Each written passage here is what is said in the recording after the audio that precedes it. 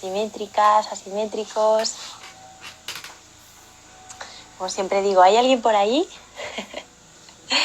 Hola Daniel, hola Sira, hola Pingüino, ¿qué tal? ¿Cómo estáis? Vamos a esperar que se vaya uniendo un poquito más de gente. ¿Qué tal? Espero que estéis todos como todos los días os lo deseo y voy a seguir, soy muy pesada.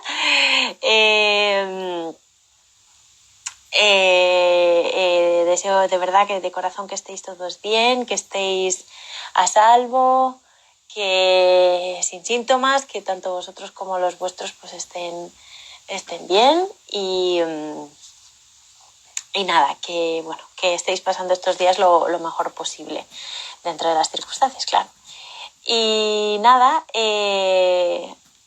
a ver, ay, que Cira dice hola, Joan, Miquel, Albert, Daniel dice hola también. Qué guay que os estéis uniendo todos.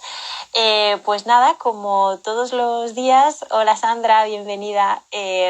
Como todos los días, os doy la bienvenida al club asimétrico, al club de lectura asimétrico. Hoy, como sabéis, tenemos invitado al que voy a incorporar ya. A ver, ¿dónde estás? Aquí. Ya está entrando, entonces hemos probado y ha funcionado todo bien, o sea que yo creo que va a ir todo fenomenal. A ver. Sí, ya lo tenemos aquí. Hola, Antonio. Hola. ¿Qué tal? ¿Cómo estás? Buenas tardes a todos. Muy bien. Buenas tardes. ¿Cómo estás? ¿Todo bien? Todo bien, todo bien. Sí, dentro de las circunstancias extrañas en las que estamos, todo bien, ¿no? Sí. Bueno, me alegro. Me alegro.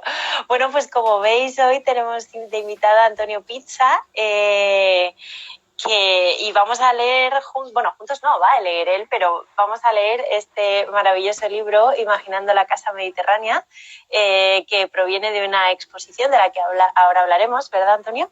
Ahora os vamos a contar, ahora os vamos a contar un poco todo. Es un libro que digamos que para nosotros la verdad que fue todo un proyecto, un gran proyecto gigante, que además tuvimos la suerte no solo de contar con Antonio, sino que además se pusiera en marcha pues gracias al Museo ICO, ¿no? A la Fundación ICO. Y la verdad que, bueno, que nos hizo tremenda ilusión poder participar en él. Que yo lo voy a decir ahora porque es que Antonio, no te lo vas a creer, pero es que la gente sigue preguntando por el libro y por la disponibilidad del libro. Entonces lo voy a aclarar ahora, también lo diré al final, pero el libro lamentablemente está agotadísimo, tanto en nuestra sede como en muchas librerías, pero bueno, oye, igual tenéis suerte y quizá en alguna librería de provincias podéis encontrar que quede algún ejemplar suelto. Pero bueno, pues nada, como os decía, estamos con Antonio Pizza, que es no solo el editor del libro, digamos el responsable de la edición, sino que además fue, lógicamente, el comisario de la exposición, con el mismo nombre, homónima, Imaginando la Casa Mediterránea, que tuvo lugar en el ICO, ¿no? en el Museo ICO. Y yo, como siempre, Antonio, que siempre presento a los invitados, y contigo no va a ser menos, así que te voy a decir un par de cosillas y luego yo ya te dejo, ¿vale? Que nos cuentes un poco el libro y todo esto, ¿vale? Así que nada, Antonio Pizza pues es catedrático de Historia del Arte y la Arquitectura por la ETSAP en la UPC. Además, colabora con muchísimas publicaciones y ha sido editor y comisario de exposiciones tan reseñables como el GATPAC 1928-1939, que tuvo lugar en Barcelona en 2006, de Pero y la reconstrucción futurista, también en Barcelona en 2013, y Imaginando la Casa Mediterránea, que esta es la última, ¿no, Antonio? Si no me equivoco, esta es la última que has comisariado. Sí. En Madrid, en el Museo ICO, en 2019. Además, ha escrito libros como Las ciudades del futurismo italiano, que se publicó en Barcelona en 2014, y ahora ya voy a tirar a casa porque has publicado con nosotros Habitantes del Abismo en 2017, que luego fue finalista FAD en 2018, y el último también que has publicado con nosotros, Intersecciones de cultura urbana, arte y arquitectura en los siglos XIX y XX, también con nosotros en el 2019, en Asimétricas. Y además de todo esto, también forma parte del equipo editorial de la colección Poliédrica, que también tenemos la suerte de tener en nuestra casa y coeditar con la UPC, y él es forma parte del equipo, siendo el coordinador también de la colección, ¿no? Así que nada, Antonio, te agradezco muchísimo que estés hoy aquí con nosotros, que te hayas dejado liar para esta lectura y para este club, que la verdad que nos hace mucha ilusión que estés aquí con nosotros. Y nada, yo ahora aquí estoy para ayudar en lo que puedas comentar, en lo que pueda comentar contigo, pongo las imágenes, lo que tú me pidas, aquí estoy, ¿vale? Muy bien. Pues, de entrada, buenas tardes a todas y todos. Y agradezco a Asimétricas, a las personas de María y Juan, haberme ofrecido esta posibilidad de participar en el club de lectura con el libro que, como os adelantaba María, es en realidad un catálogo de una exposición que, sin embargo, desde el primer momento quiso ser también un libro de contenidos, o sea, no solo una ilustración del material que se había presentado en la exposición, sino también una ocasión para una serie de textos críticos que se publicaron en el mismo catálogo. Y hay que recalcar que este libro catálogo es una obra colectiva, es decir, yo he sido el editor, pero contribuyen al catálogo, habiendo contribuido también en la exposición un conjunto de profesores, historiadores, investigadores que trabajaron sobre algunos aspectos de la exposición, y que estos aspectos luego serán los que se reseñan en el mismo catálogo. Es decir, es una antología de textos críticos, en realidad, que sigue de manera bastante fiel el recorrido de la exposición, pero que tiene también su autonomía como momento de reflexión sobre este tema del que ahora hablaremos en detalle, y que se refleja en el título de Imaginando la Casa Mediterránea, Italia-España en los años 50. Es decir, es un tema que tiene que ver con la idea, la elaboración proyectual de lo que se conoce desde siempre, podríamos decir, como el arquetipo de la Casa Mediterránea. Sin embargo, es un tema que se trata en un periodo muy acotado y en un contexto geográfico muy acotado, es decir, se habla solo de Italia-España, naturalmente luego veremos por qué, y se habla solo de las relaciones entre esos dos países en un periodo muy preciso, que es el de los años 50. Razones históricas que, repito, luego detallaremos en análisis de los contenidos de este libro. Pero antes de pasar a lo que quería ya empezar a leer con vosotros, extrapolando algunas partes de este catálogo, lo que quería repasar era el índice. O sea, el índice que, además de ser testimonio de la naturaleza colectiva de este trabajo, también explica de alguna manera el recorrido expositivo y lo que es el itinerario analítico que se ha llevado a cabo en el libro. El primer capítulo se titula Genealogías. ¿Por qué? Porque aunque la exposición y el catálogo se centran en los años 50, se trata de ver de dónde nace el sujeto de este estudio colectivo. Y por lo tanto se identifican una serie de personajes que seguramente son digamos, la raíz de una serie de cuestiones que serán centrales en el propio trabajo expositivo y editorial. Por lo tanto, en este capítulo Genealogías encontramos concretamente Gio Ponti, Bernard Rudowski y Luigi Cosenza, que son de alguna manera los puntos de arranque de una elaboración proyectual alrededor de la Casa Mediterránea que arraiga luego en España a partir de los años 50. En este primer capítulo colaboran profesores e historiadores italianos como Lucia Miodini y Ugo Rossi. El segundo capítulo ya entra en el meollo de la cuestión, podríamos decir, que es cuando dos figuras que todos conocemos, absolutamente relevantes de la historia de la arquitectura moderna, Gio Ponti y Alberto Sartoris, llegan a España en el 49-50 y vehiculan una modernidad, o mejor dicho, una reflexión sobre la modernidad que utiliza como elemento clave el mediterraneísmo y sobre todo la recuperación de las tradiciones. En este capítulo hay un artículo mío del que luego vamos a hablar, lo voy a leer, y un capítulo también de Salvador Guerrero.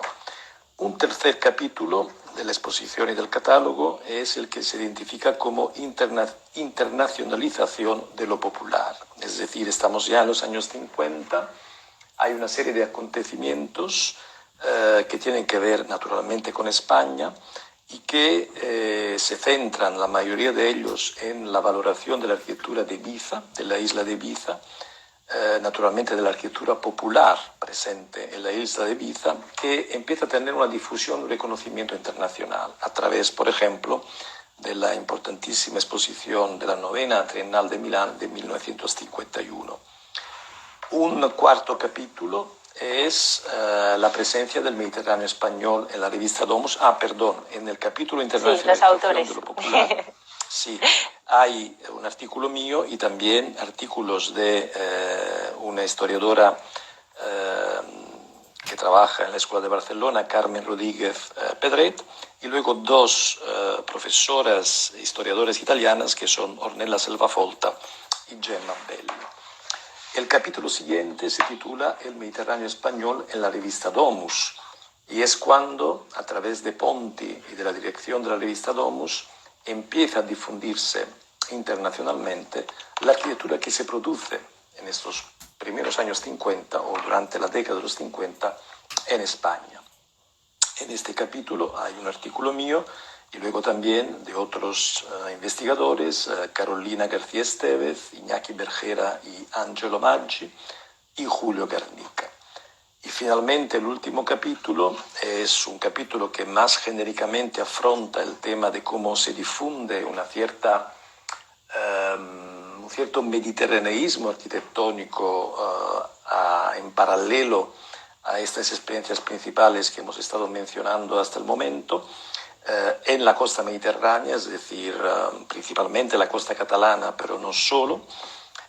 Aquí volvemos a encontrar historiadores e investigadores que han intervenido en capítulos anteriores. Hay artículos de Carolina García, de Carmen Rodríguez, de Julio Guernica, de Fernando Álvarez, desgraciadamente desaparecido muy recientemente por esta tragedia que está siendo el coronavirus, Jorge Torres Cueco, y cierra el libro, el catálogo, un artículo de Mark Loren sobre la casa enfrigliana de Rudowski, siendo Rudowski punto de partida de este itinerario y, de alguna manera, punto final con esta experiencia de una casa realizada por él en la costa andaluza, en provincia de Málaga. Entonces, si os parece, yo había pensado que hoy podíamos, leer la presentación, sí, que creo que por lo menos de una manera, aunque sea somera. Breve, pero, resumida, sí. Sí, intenta contextualizar todo lo que es el trazado de la exposición y del contenido del catálogo, y luego pasaría a escoger un par de textos míos que pueden ilustrar también por lo menos partes del argumento de este catálogo. Bueno, Pues adelante. Gracias. Se introduce el catálogo con una cita, podemos decir, inevitable a uno de los mayores historiadores que ha habido sobre el tema del Mediterráneo como cultura en general. Evidentemente me refiero a Fernand Braudel, que dice en su libro del 85, El Mediterráneo, dice: ¿qué es el Mediterráneo? Mil cosas al mismo tiempo. No es un paisaje, sino innumerables paisajes. No es un mar, sino un conjunto de mares. Todo esto porque el Mediterráneo es una encrucijada antiquísima. Desde hace milenios todo confluye en él, complicando su historia y enriqueciéndola. Todo el hecho mediterráneo implica un conjunto de nociones capaz de desafiar cualquier síntesis razonable. El catálogo de esta exposición pretende enfocar el tema de la casa mediterránea, investigando su presencia operativa en un entorno histórico acotado, los años 50. Período que se caracteriza por la decisiva influencia en España de dos maestros de la arquitectura internacional, Gio Ponti y Alberto Sartoris, cuya ideología se sustenta en una ponderada mediación entre tradición y modernidad. Se trata de un proyecto cultural de amplio alcance que se divulgará principalmente mediante una idea actualizada de lo doméstico, haciendo hincapié en la tipología de la casa mediterránea. Paradigma que, por otro lado, perfilará su identidad a partir de constantes de orden antropológico, de la singularidad de sus interrelaciones con el paisaje y los espacios públicos circundantes, de una distribución peculiar de sus interiores y del recurso simbólico a algunos topoi figurativos. Pasamos ahora a una citación de Maurice Aimard, que habla más específicamente del espacio o de la tipología, podemos decir, de la casa mediterránea, que dice: se trata en ocasiones de una casa muy sencilla, elemental. Basta un local de 3 metros por 3, con una puerta como única apertura, como en los poblados de la Grecia arcaica, en la totalidad del Magreb, Sicilia o en los bajos de Nápoles.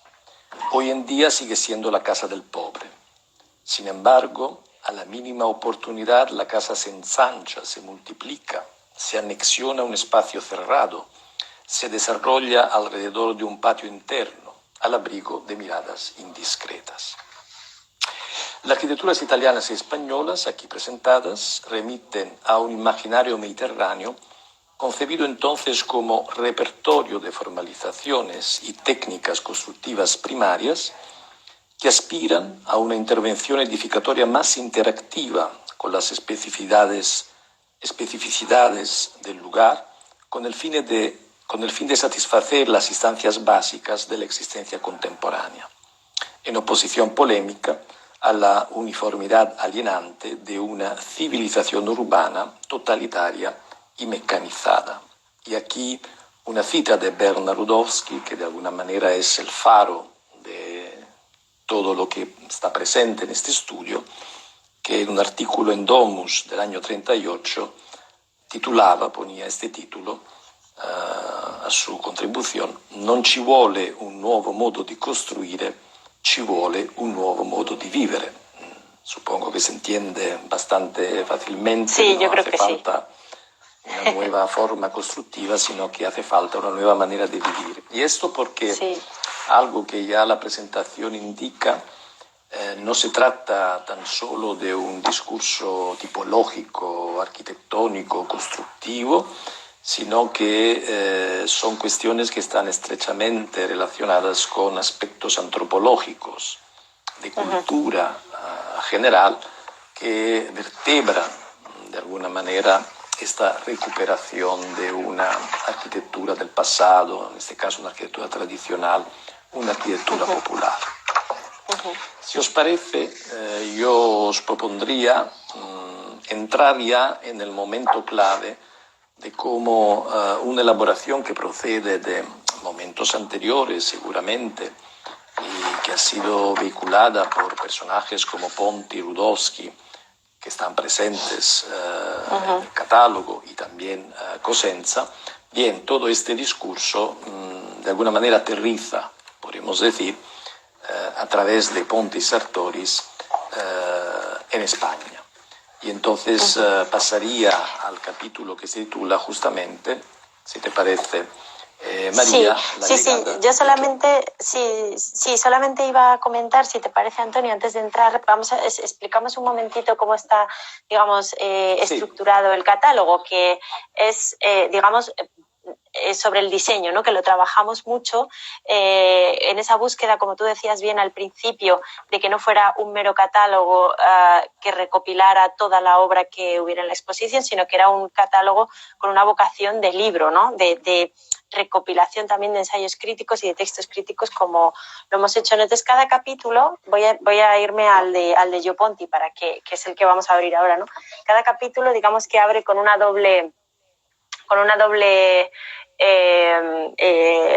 página en la que se ha retratado un fotograma, por así decirlo, de unos visuales de los que formaban parte en la exposición, que estaban a cargo de Yolanda Olmos y Carme Puche, exacto, dos directoras. Exacto, dos directoras de cine, para que veáis lo misceláneo también de las técnicas, ¿no? Que se han recogido no solo en la exposición, sino también en el propio catálogo. Entonces, los capítulos siempre empiezan de esta manera, con un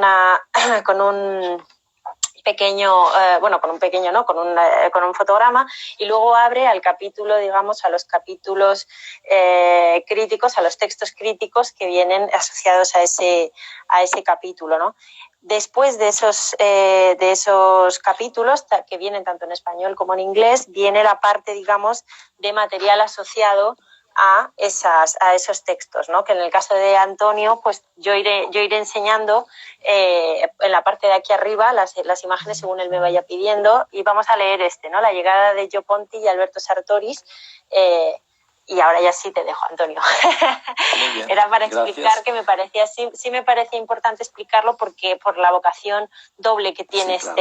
este catálogo, ¿no? Adelante. Muy bien, pues yo creo que vale la pena empezar con este capítulo, justamente porque entramos en el ajo, digamos, de la cuestión, decía antes, casi del aterrizaje en una España en plena autarquía franquista, de esos dos exponentes relevantes de la modernidad internacional.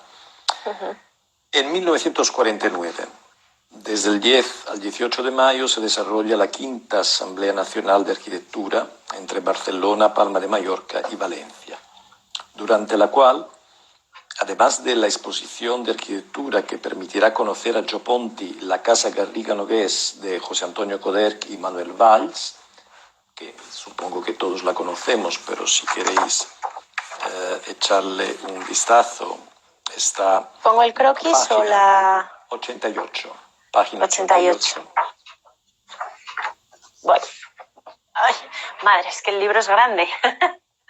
Y las fotos que están presentes en el catálogo son las fotos que efectivamente visionó en esta exposición Gio Ponti de la Casa Garriga-Nogués, que consideró la única Gio Ponti digna de atención en un muestruario de otras arquitecturas locales sin ningún tipo de interés.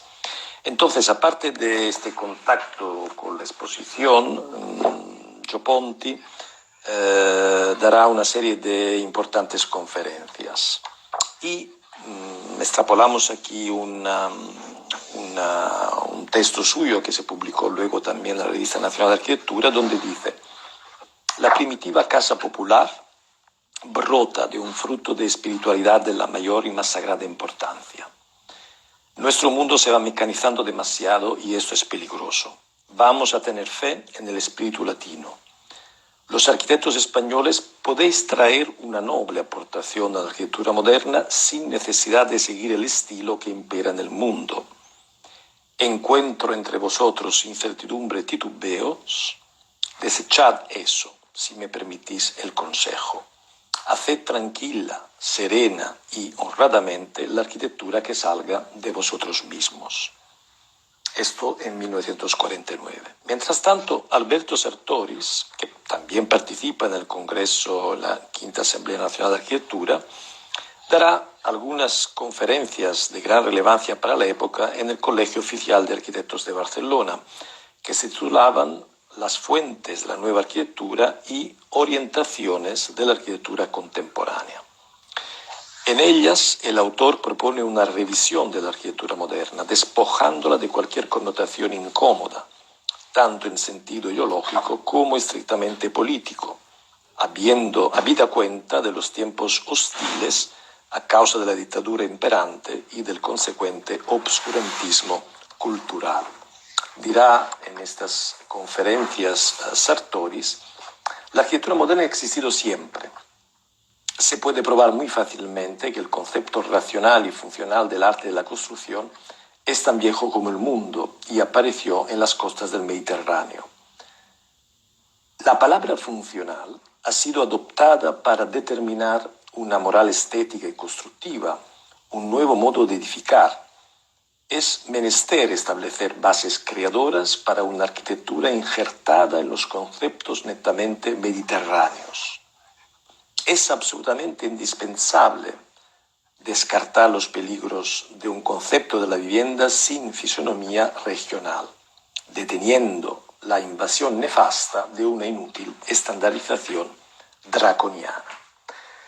En esta revisión básica de los principios de entreguerras, sostenida por el más importante propagandista europeo de la modernidad, estamos hablando de Sartoris obviamente, acaban adquiriendo relevancia el respeto por las potencialidades ambientales del sitio, el uso proyectual del genius loci, la defensa de un ponderado regionalismo.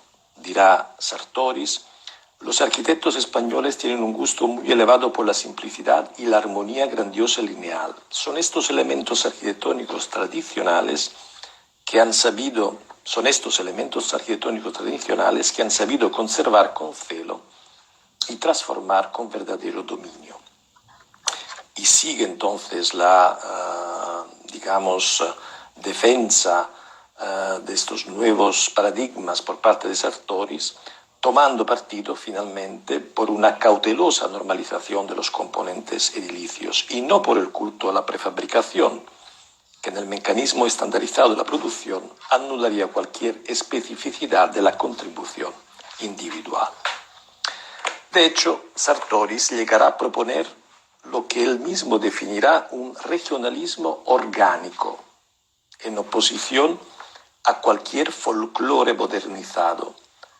Un regionalismo que entonces acabaría sintetizando los logros de la arquitectura racional y orgánica, casi un contrasentido, una contraposición que intenta sublimar, ¿no? Y explica en qué consistiría este regionalismo orgánico. Dice, cuando yo creé, sabemos que Sartoris ha sido el defensor, antes de la Segunda Guerra Mundial, seguramente el más importante defensor de la arquitectura moderna a través de sus obras, de sus textos, de sus libros, absolutamente próximo a la ideología de Le Corbusier. Dice, cuando yo creé la expresión de arquitectura funcional, siempre quedó categóricamente convenido que la locución funcional englobaba naturalmente racional y orgánica. Es absolutamente injusto declarar la guerra a las casas rectangulares, a los volúmenes puros, a las formas cúbicas, a los edificios construidos sobre pilotes y a las construcciones blancas, para preconizar en cambio las nuevas ondulaciones barrocas. Remontemos pues la pendiente para volver completamente a nuestra latinidad clarividente y creadora. Eterno proceso de un modernismo que no sea provisional, de un modernismo que será una defensa natural de la aportación espiritual de la hispanidad y la italianidad. Y en un artículo de 1949 que se publicó en la Revista Nacional de Arquitectura, Sartoris, además de citar obras contemporáneas de Moragas, de Miguel y Coderch-Valls, llegaba incluso a ofrecer concretas indicaciones operativas de cara a una imprescindible modernización del legado de las tradiciones constructivas. Y decía, abandono de las viejas ideas y adopción también por parte de la arquitectura rural de los más nobles y modernos métodos constructivos, de los tabiques corredizos a los tejados a una sola agua, de los pisos de hormigón armado al empleo del hierro y del vitrocemento, de las puertas abatibles horizontalmente con apertura y cierre magnético a las ventanas metálicas o de hormigón armado, de los pavimentos de goma y corcho a las numerosas obras de acabado para las cuales se vienen usando las aleaciones metálicas de níquel o de aluminio. El racionalismo ofrece para la moderna arquitectura rural una variedad principalmente orgánica de los sistemas constructivos. O sea, estamos frente a un auténtico proyecto de síntesis, diríamos, del racionalismo y del orgánico. Si entonces Sartoris, desde lo alto de su autoridad internacional, tranquilizaba al auditorio barcelonés, sugiriendo una arquitectura de mediación, razonablemente compartida por los proyectistas locales, según la óptica de una modernidad sin vanguardia. No hay que olvidar lo que fue la experiencia del GATPAC, ¿no? Durante los años 30 y la persecución, sobre todo por parte del franquismo, de los supuestos rojos revolucionarios. Por otra parte, Gabriel Alomar, que es un personaje importante, local, que intervendrá en el mismo ciclo de conferencias y que mantiene, por otro lado, una estrecha relación con Sartoris, Gabriel Alomar ya había alertado desde la tribuna del boletín de la Dirección General de Arquitectura sobre temas análogos a los que estaba planteando Sartoris. Dice, huyamos del prejuicio que encierra la palabra estilo en su sentido superficial. Huyamos de todo estilo, aun cuando este sea el que cada generación llama estilo moderno. Es frecuente oír hablar de escoger un estilo, del estilo según el cual pensamos proyectar un futuro edificio. Y esto es un gran absurdo. Lo que vale es la sinceridad, la autenticidad, la calidad. Por su parte, las intervenciones de Ponti durante los diversos actos de la Quinta Asamblea habían tenido unos considerables efectos, tanto en los medios periodísticos como en las neonatas relaciones de amistad y colaboración profesional que a partir de este momento se irán entrelazando de manera proficua con algunos arquitectos españoles. Por lo que atañe a Coderch, seguramente la persona que más cerca estará de Ponti, los intercambios que mantendrá con Ponti van a desempeñar un papel decisivo en su biografía profesional. Y aunque Coderch ya fuera lector de Domus a partir del año 1937, el nuevo vínculo con su director robustece una fundamental comunión de intereses y orientaciones arquitectónicas. Justo después de la Quinta Asamblea, un Ponti igualmente entusiasta, por un lado de la arquitectura ibicenca y por otro de las obras realizadas por el estudio Coderch-Valls, publica en las páginas de Domus un amplio reportaje titulado Dalla Spagna, que podemos ver reproducido el arranque de este artículo en la página 84, sí. Bueno. Donde significativamente encontramos... Ya, es que... Ahora. Sí, lo que vemos allí arriba como imagen de introducción de este largo artículo, que será el primero en el que Domus se hace cargo, podríamos decir, de reportar la situación de la arquitectura española. Bien, todo este reportaje está introducido, como veis, por una imagen, que es una imagen fotográfica de una iglesia de Ibiza, la iglesia de San Agustín, que además está recuperada de una fotografía que le envió una tarjeta postal que le envió el mismo Koderk. Algo bastante sintomático de cuáles eran los intereses de Ponti y de cómo intentaba conjugar arquitectura tradicional con nueva arquitectura, en este caso representada sobre todo por el equipo Koderk-Valls. Entonces, ¿qué dice en este importante artículo que se titula Dalla Spagna? Dice: a veces, recapacitando sobre Ibiza y Benicarló, reconozco con pesar cuánto nos resulta difícil a los arquitectos, a pesar de todo nuestro bagaje teórico, polémico, etc., conseguir un resultado de pureza que se pueda igualar al de estas arquitecturas sin arquitecto, que los campesinos y marineros han construido con feliz desconocimiento. Pero Ibiza es una fascinante lección para todos y un consuelo para aquellos jóvenes arquitectos españoles que anhelan una expresión pura de nuestra arquitectura y cuya obra me ha parecido todavía un poco aislada entre demasiadas construcciones recientes de puro carácter comercial convencional. El proyecto cultural de Ponti se había estrenado en realidad ya en el lejano 1928 con la fundación de Domus. Esta primera dirección de esta importante revista internacional durará hasta 1940. En 1941 Ponti abre una nueva revista, Stile, que se publicará hasta 1947, volviendo luego a la dirección de Domus, que llevará hasta 1979, después de un breve paréntesis en el que esta cabecera fue dirigida por Ernesto Nathan Rogers. El objetivo de la revista en manos de Ponti consistirá sustancialmente en la defensa denodada de una cultura del hábitat de carácter atemporal que debía confrontarse, sin embargo, con las evoluciones contemporáneas de la disciplina y con el crecimiento económico de los años 50.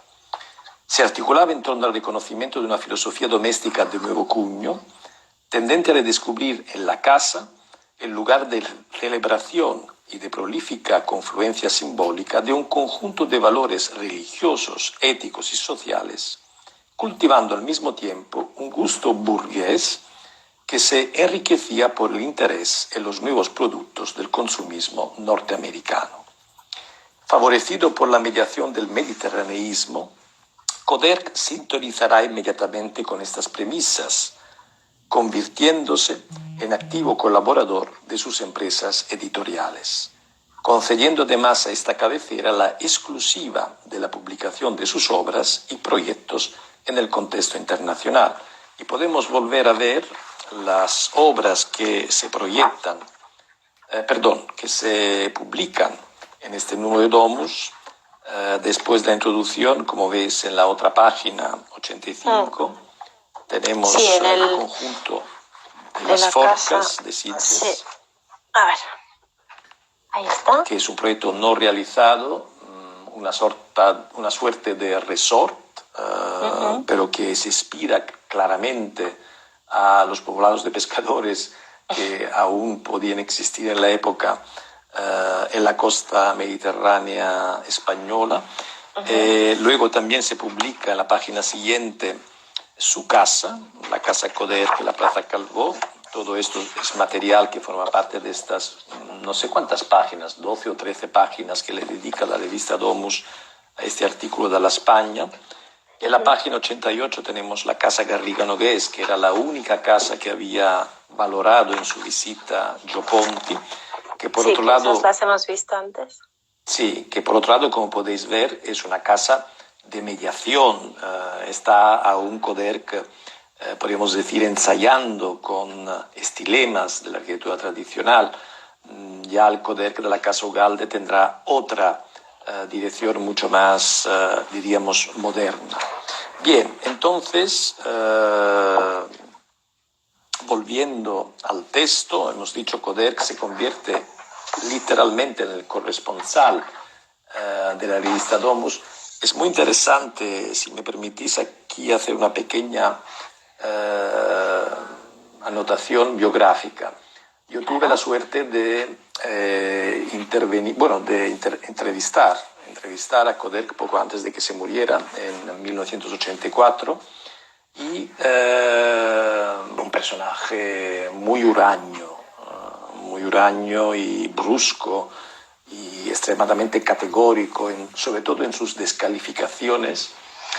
En esta entrevista, que duraba más de 3 horas, yo acababa de llegar, evidentemente era neotitulado, muy tímido, en fin, dejaba que él se desahogara con sus frecuentes exabruptos, y entre ellos, pues por ejemplo, yo le insinuaba algunas cuestiones, ¿no? Decía, bueno, pero nosotros arquitectos contemporáneos, claro, tenemos que usar un material de referencia, por ejemplo, mirar revistas y ver cuáles son los proyectos que nos puedan interesar, y dice, no revistas, pero por favor, usted tiene que quemar todas las revistas, estas son una porquería, esta es moda, esta es puramente moda, usted no tiene que mirar nada en las revistas, lo que tiene que hacer, que era el discurso que él siempre utilizaba, lo que tiene que hacer es mirar la arquitectura popular, la arquitectura tradicional. Esta arquitectura sí que contiene verdades, no lo que aparece en las revistas de moda. En las revistas. Uh-huh. Bien, lo curioso es que él nunca lo quiso manifestar claramente, pero en cambio él había sido un protagonista del mundo de las revistas en los años 50. Claro, eso te iba a preguntar, que cómo, ¿no? Que cómo llevaba esa doble... Bueno, porque era un personaje como muchos, claro. Que una cosa es lo que decía y otra cosa es lo que hacía, ¿no? Bueno, y porque era Coder, claro, él puede hacer lo que le pareciera bien, claro que sí. Sus contradicciones, como todos, uh-huh. Y de hecho yo cuando entré en el archivo de Coder, porque otra cosa, no se podía absolutamente acceder al archivo de Coder uh-huh. cuando él estaba en vida. O sea, yo durante esta entrevista le dije que me enseñara proyectos, pero fue muy reacio, y además lo que te enseñaba era lo que él quería enseñarte. Claro. Entonces, cuando finalmente, después de su muerte, el archivo pasó a estar depositado en la Escuela de Arquitectura del Vallès, pude hacer una investigación y entrar en el archivo, en los papeles de Coder, fue cuando descubrí este papel impresionante de protagonista que había tenido la revista Domus. En la revista, sí. Y fue realmente una sorpresa, porque él, en cambio, había siempre defendido una visión pública de su papel que no tenía nada que ver, al contrario, tenía que despreciar este mundo de la arquitectura. Y otra cosa interesante que también tiene que ver con este discurso coderquiano y con uno de los ejes de la exposición catálogo, es que cuando yo le pregunté, pero a ver, después de que había estado despotricando sobre Le Corbusier, Mies van der Rohe, Gropius, Alvar Aalto, Wright, todos le parecían poca cosa, yo dije, bueno, pues, pero entonces yo soy un joven arquitecto, a ver, ¿quién me sugiere usted que pueda ser en estos atribulados tiempos contemporáneos una referencia, un faro? Y él me dice, Rudowski, no dude en absoluto. Si usted quiere saber algo verdadero en arquitectura, pregúntaselo a Rudowski y le contestará. Yo me quedé, porque en aquella época, evidentemente, igual lo había oído nombrar un par de veces, pero no tenía en absoluto idea de quién pudiera ser este personaje que no formaba parte del Gotha, ¿no?, de la arquitectura moderna internacional, y que, sin embargo, por supuesto, tenía una relación absolutamente vinculante con esta mediación entre tradición y modernidad que perseguía en los mismos años 50 Coder. Entonces, siguiendo con el texto, se dice, en efecto, ya durante los años 38-39, y con la fundamental colaboración de Bernard Rudowski, que había estado presente en el estudio de Ponti entre el 34 y el 37, en Domus, en la revista Domus, habían ido apareciendo artículos de gran relevancia de cara a la elaboración de una nueva, antigua ideología doméstica a partir de la tipología unifamiliar, Y en un artículo de Ponti che si titula Falsi e giusti concetti nella casa, del 38, dice Ponti: al concebir los interiores de la casa moderna, muchos cometen un grave error. Se les olvida que tiene que ser una casa suya y piensan que tiene que ser algo aparte, un nuevo mito, quizás que hay que sufrir. La casa de hoy no responde a una fórmula. Para las personas de gusto sano y de mente razonadora, la modernidad significa elegir aristocráticamente y adoptar una misura y una sencillez que armonizan con las más distinguidas exigencias. La modernidad es una actitud ante la vida, una forma de pensar, de conocer, de juzgar antes que de decorar. Un imperativo de belleza que significa un retorno a la pureza, a la sencillez, a la calidad, a la elección. No conlleva, pues, un cambio de forma, sino una reforma. Y en el número que ya hemos citado de Domus, que es del 1949, en el que se inaugura la considerable presencia que tuvo la arquitectura española en los años a seguir, en la revista, Gio Ponti, al presentar los proyectos de Coderch y Valls, es decir, la Casa Garriga Nogués y el proyecto del conjunto de las Forcas, llegará finalmente a precisar unos principios operativos en el terreno doméstico que parecen absolutamente propicios para llegar a generar proselitismos, naturalmente en el territorio español, en un país en busca de su redención arquitectónica. Dice Ponti, presentando los proyectos de Coderch, y ha tenido ocasión de señalar cómo los españoles designan la casa con una bonita palabra, vivienda, que viene de vivir. Vivir es diferente a solamente habitar. Significa a la vez habitar, estar ocioso, contemplar, disfrutar, sufrir, cobijarse, aislarse, amar, soñar entre muros y cielo, entre muros y sol. No es solo la morada del hombre, de un hombre genérico, de un hombre ideal, sino también la de un hombre verdadero e íntegro. Así, si la casa, la home, la maison, etc., se compone normalmente de estancias, la vivienda, por ejemplo, comprende no por capricho, sino como hecho originario, una pieza no utilitaria, no funcional, concebida solo por el placer de vivir, que es la función más provechosa, el patio. En la Casa Garriga Nogués, la entrada coincide con el patio de estar y se accede a la casa, por decirlo de alguna forma, encontrando en primer lugar a sus habitantes. La casa comienza con el jardín, no tiene umbral. Personalmente me atrae la existencia de un patio que participe más en la vida, en lugar de estar al servicio de los habitantes. No me refiero a la casa a la antigua. Lo que quiero decir es que nuestra vida se proyecta hoy en día fuera de casa, de una forma tan colectiva y exterior, que la exigencia de privacidad, el hecho de poder cerrarla para defender nuestra extrema libertad individual, es propia de una condición absolutamente actual.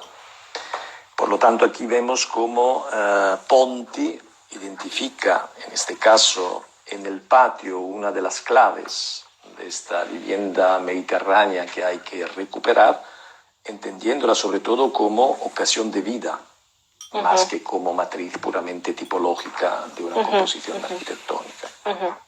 Sí, ¿no? Como espacio, ¿no? Como lugar de acontecimientos, lo que relatabas antes, ¿no?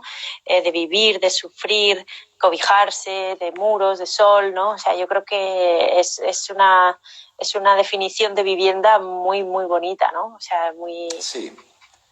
Y aquí hay un trait de unión clarísimo entre las tres figuras que podemos considerar vitales en esta recuperación de la arquitectura popular y de su posible mediación con lo moderno, que son Ponti, Coderch por un lado y Rudowski por otro. O sea, por el otro. Y este trabajo de tipo más antropológico existencial sobre la arquitectura es algo que efectivamente forma parte de un terreno común entre estos tres protagonistas, que son también los tres protagonistas de la exposición y del catálogo al final. Totalmente, totalmente. Ay, qué bien, Antonio. Jo. Es que además, ¿sabes qué pasa? Que se me ha pasado la hora volando. ¿Sabes qué hora es? Sí, son ya menos, veo. Son menos 5. O sea, queríamos leer otro capítulo. Leer otro capítulo, pero veo que, o sea, yo creo que es mejor no empezarlo y yo creo que te voy a proponer aquí, que ya lo hemos comentado antes, hacer, como vamos a hacer con Nundo, contigo y quizá, quién sabe, con algún autor más de este catálogo, ojalá se quieran animar porque sería fantástico, una segunda sesión, a ver qué opinan los que nos están escuchando, porque yo creo que pasear por el Mediterráneo y por la casa mediterránea de esta manera, yo creo que es fantástico, que además nos saca a todos, nos lleva a los muros blancos, al sol, al azul, a la luz, y yo creo que está muy bien en estos días que alguien nos saque de nuestras casas y nos lleve, aunque sea en la imaginación, a un poquito a este territorio, ¿no? y a este mar Mediterráneo tan bonito. Y mira, hay un montón de gente diciendo que sí, por favor, que sí, o sea que nada, decidido. Haremos entonces, si te parece, Antonio, una segunda sesión. Yo creo que sería muy interesante, puesto que esta es una obra que se constituye por una constelación de contribuciones, que pudiera intervenir también otros autores sobre otros personajes que forman parte del catálogo. Sí, exacto, yo creo que además... Claro, yo ojalá que se animen, vamos, no sé si dará tiempo todo, si se hace falta hacer una tercera sesión, otra tercera sesión, o sea que eso no pasa, no hay ningún problema, vamos a tener muchos días por delante, o sea que eso no va a ser ningún problema. Y yo creo que sí, que como tú bien dices, es un libro hecho a muchas voces y con muchos personajes, o sea, no solo voces escribiendo, sino voces arquitectónicas o artísticas que se han puesto aquí dentro y que yo creo que es muy importante que puedan ver los lectores y las lectoras pues un poco todo el abanico de personajes y de toda esa constelación que participaron de estos años y que participaron de estas arquitecturas tan maravillosas, ¿no? Y yo creo que hay que darles la oportunidad. Así que, pues fenomenal, Antonio, pues me da mucha pena, pero bueno, me quedo con la esperanza de que vamos a la segunda sesión. Próxima puntada. Exacto. Así que nada, como siempre yo os digo todos los días, muchas gracias a todos y a todas los que nos habéis estado escuchando, que veo ahí un montón de aplausos y un montón de todo, o sea que veo que os ha gustado muchísimo.